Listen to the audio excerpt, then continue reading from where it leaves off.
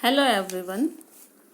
My name is Reena Kumari, Assistant Professor English, Government Girls College, Bara.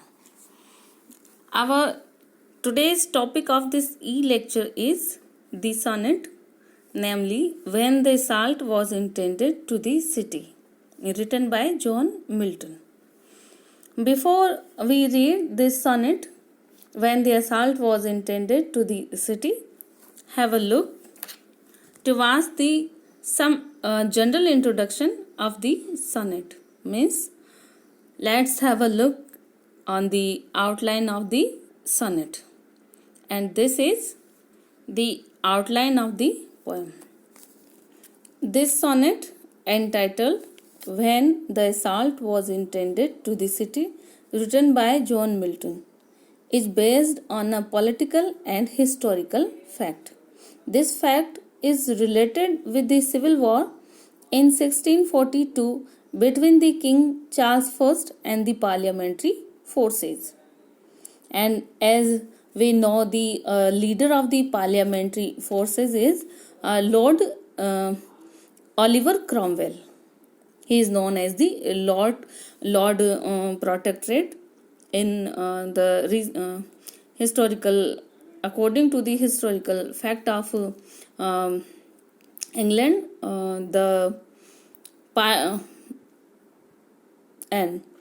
parliamentary forces wanted more liberty. Parliamentary forces means in the forces in leadership of Lord Protectorate, the Oliver Cromwell, and on the other hand, the forces of Royal Army. Royal Army means the army of the King Charles I, and the royal forces won battle at Edge Hill in November 1642, and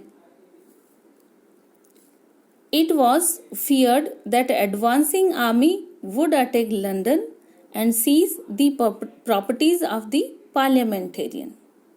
Parliamentarian means the supporter of the parliamentary forces, and Milton also belonged to the parliamentarian, and he lived in London with his two nephews, and he was the champion of civil liberty, because parliamentarian also the champion of civil liberty. They want more liberty, so they fought battle against the royal forces, and he had also a fear of his arrest and seize of his house. So he wrote the sonnet as a mercy appeal. He displayed it on the wall of his house, and the original title of the sonnet is Written on His Door, or On His Door When a City Expected an Assault. The theme of this sonnet is poetic immortality. It means poetry can make a man immortal forever.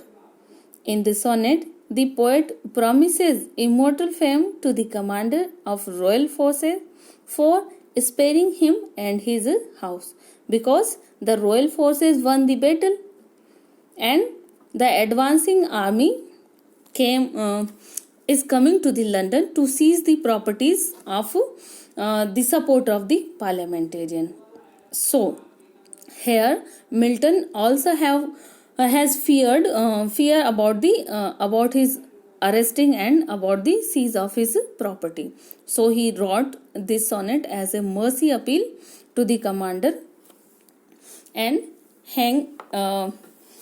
the original title of this sonnet, as we have read before, On His Door, or When a City is Expected an Assault. And this is next is the text of our sonnet, and this is the octave part of the sonnet. When the assault was intended to the city, captain or colonel or knight in arms who chance on these defenseless doors may seize, if deed of honor did thee ever please, guard them and him within protect from the harms. Means first line, he addresses, in this sonnet Milton addressed to the commander of royal forces. Here poet has a mercy appeal. He says the commander, he addresses the commander or knights in the arms. Knights in the arms means the armed knights of the King Charles I, and whose chance on these defenseless doors. Defenseless doors means the doors of the Milton's house. He calls the doors of his house as defenseless. Defenseless means without any protection. And deed of honor means honorable work. Honorable work. What is the honorable work here? Here Milton says the honorable work of saving his house and himself also. So here in this sonnet,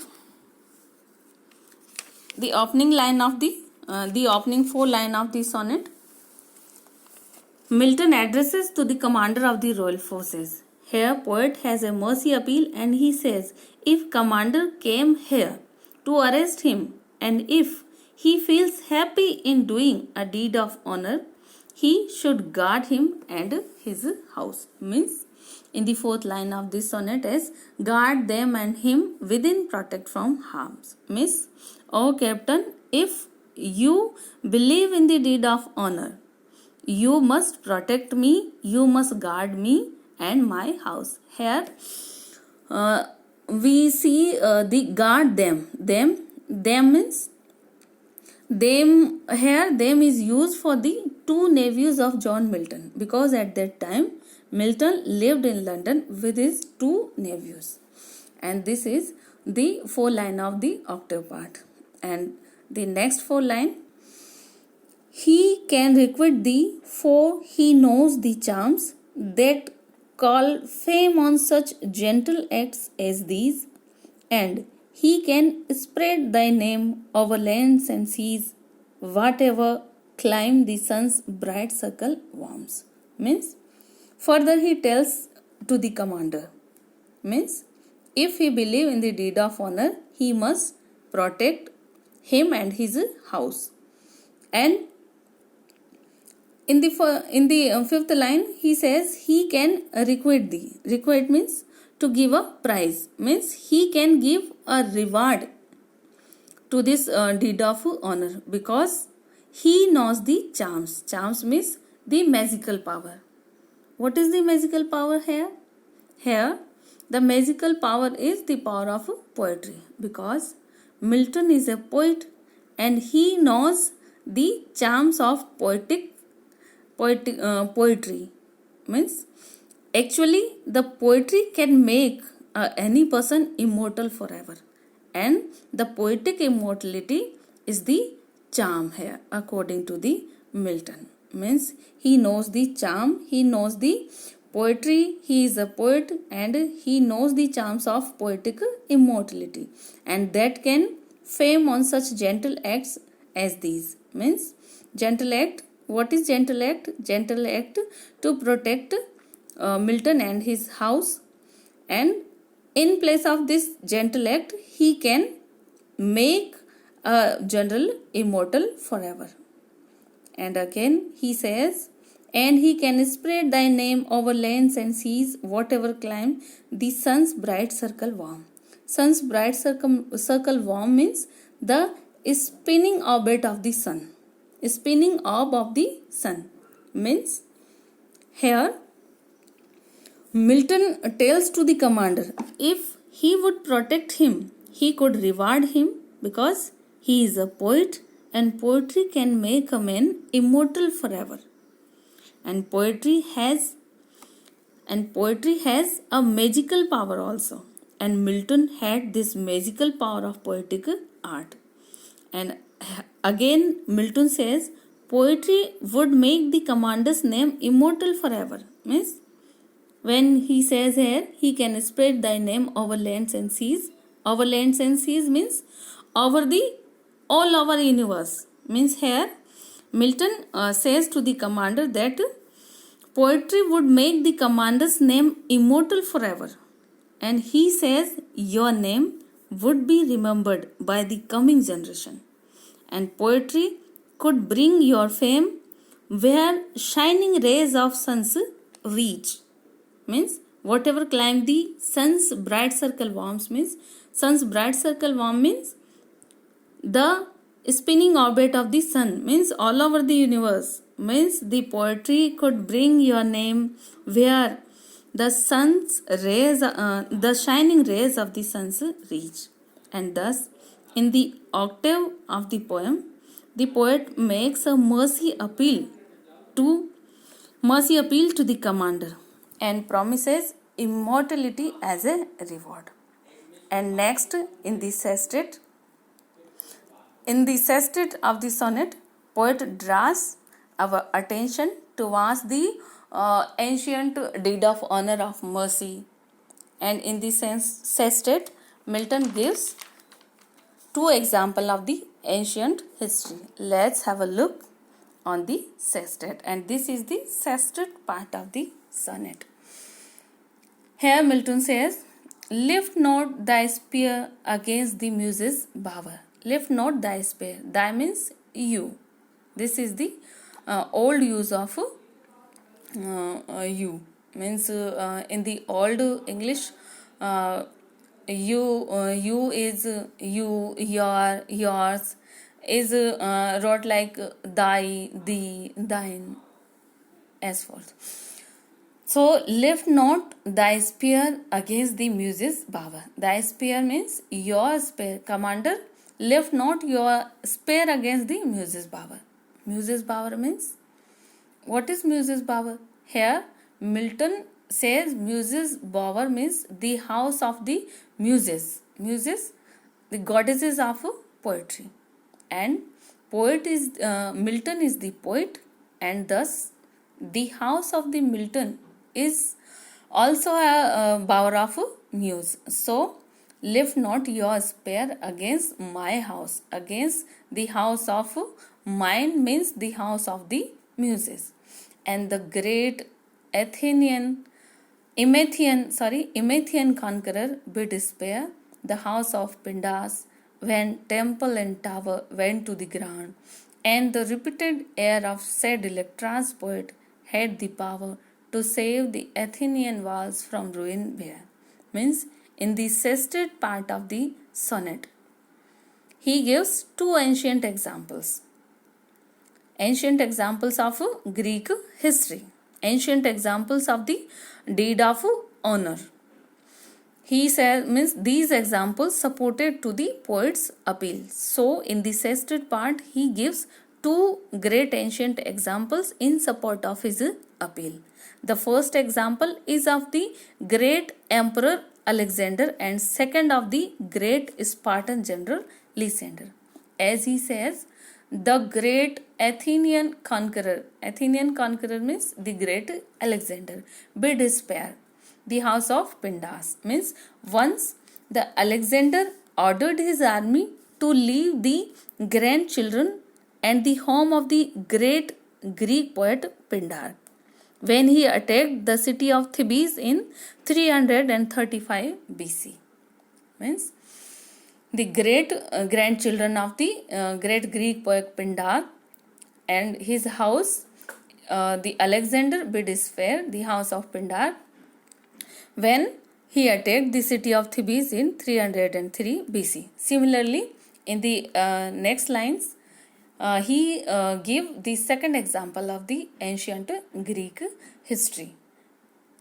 When the temple and tower went to the ground and the repeated air of said Electra's poet had the power to save Athenian walls from ruin bare. Means similarly in the second example, when the Spartan general Lysander has left unharmed the whole city of Athens in 404 BC because Lysander was highly impressed by these songs which was sung by the young boys and girls of the Athens.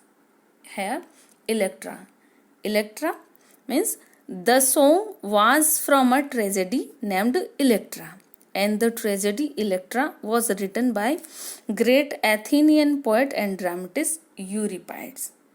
And in this way, the poet gives two glorious examples of the great deed. Great deed means great honorable works, honorable generous works. And here Milton appeals to the commander that he should also save him and his house, because he is a poet, and his house is a home of muses of 9 goddesses of poetry. And finally, Milton, as it is said that finally Milton gets his house and him saved. And thus, on behalf of the above description, we can say that the poetry has a power. Poetry has a power. Which power?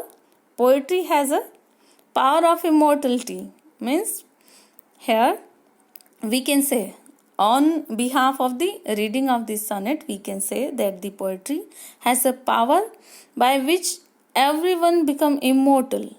Poetry can spread the name of a person all over the world. And thus, this is the main theme of the sonnet. Main theme of the sonnet is the poetic immortality. It means the poetry can make a man immortal forever. And here in this sonnet, Milton also promises immortal fame to the commander of royal forces for sparing him and his house. And this is the structure of Petrarchan sonnet. Means the sonnet, when the assault was intended to the city, written by John Milton. This is a Petrarchan based sonnet having octave part and sestet part. Each line is written in iambic pentameter, and the rhyme scheme of this sonnet is AB, BA, AB, BA, C, D, C. Dear students, this is our today's lecture. Today's e-lecture, and I hope it will very helpful to you all. Have a nice day. Thanking you all.